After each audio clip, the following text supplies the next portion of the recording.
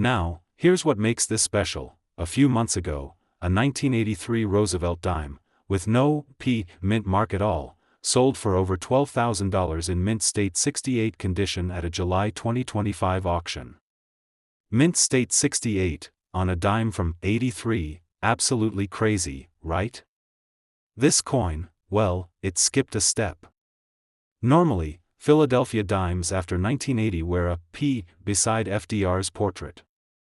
But on this one, the punch never happened. And when collectors realized what they had, pandemonium. What's fascinating is that only a tiny batch slipped through before the error was noticed. Here's exactly what to look for. First, check for that missing mint mark. Next, inspect the bands on the torch. Full band specimens in uncirculated grades can run from a few $100s up to about $6,000 in MS67 FB. And here's exactly what to look for: die polish lines or doubling around the date. Signs of repunched mint mark varieties command a premium, with high-end examples touching the mid-thousands. But get this, off-center strikes or double-struck pieces can fetch serious money too.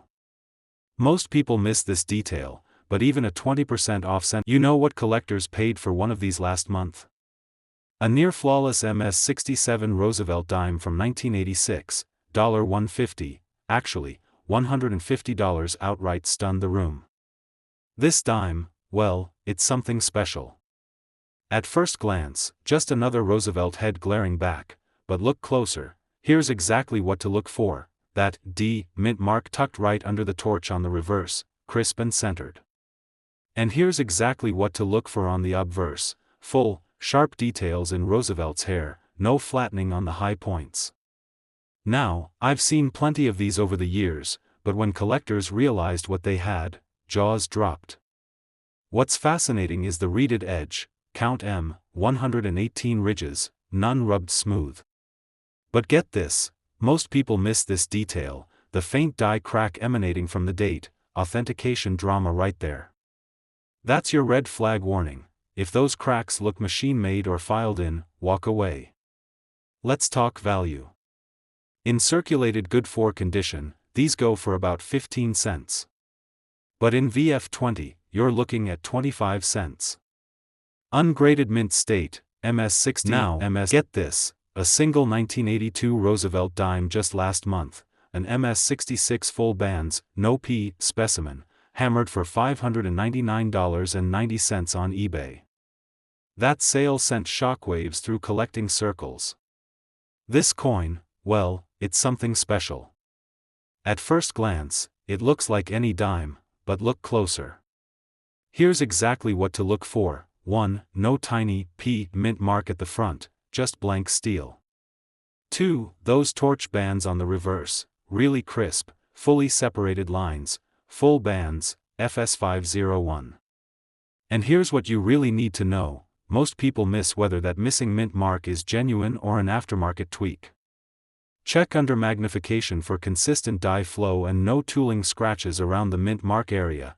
Any irregular tooling marks, red flag.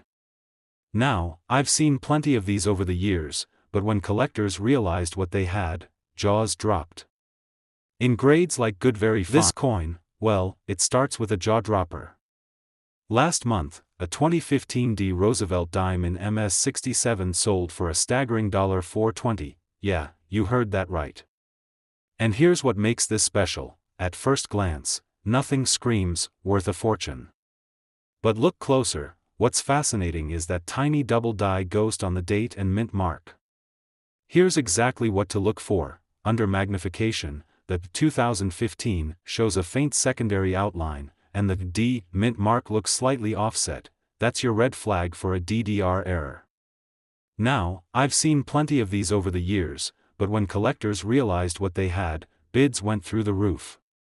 Here's exactly what to look for again: crisp, separated doubling on the obverse date, and a sharp, clear strike on Liberty's profile without any polishing lines. Most people miss this detail, but if that doubling is obvious, you're onto something big. Value rundown. In low grade, think good to very good, you're looking at face value plus maybe $1 or $2. In fine to extremely fine, values creep into the $2 to $5. Now, Here's what makes this special. Just last month, a 1976 Roosevelt dime with that coveted full bands reverse-graded MS-66 fetched a staggering $2,695 on the auction block. This coin, well, it looks ordinary at first glance, but look closer and you'll spot the magic. Here's exactly what to look for. On the reverse, those horizontal bands across the torch should be razor-sharp and fully separated, full bands, that's the key. And here's exactly what to look for on the obverse, a crisp D mint mark tucked just under the date, not smeared or weak. But get this, most people miss a telltale sign of trouble. A harsh, mirrored surface can hide dipped or altered coins, so watch out for unnatural shine and tool marks around the rim.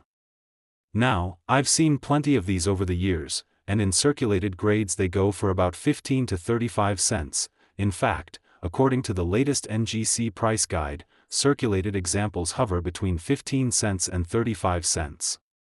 But when you hit mint state, values skyrocket, from roughly $5 in MS-60, to around $100 in MS-65, up to that record $2,695 in MS-66, and if you find a true MS-67 full bands, brace yourself for bids in the thousands.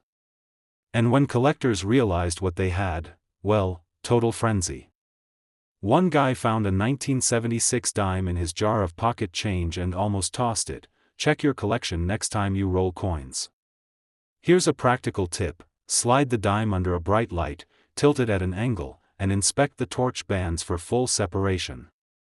If you're hunting in bank boxes or estate sales, that burnished cameo proof from San Francisco sometimes pops up, and that variant can add even more shock value.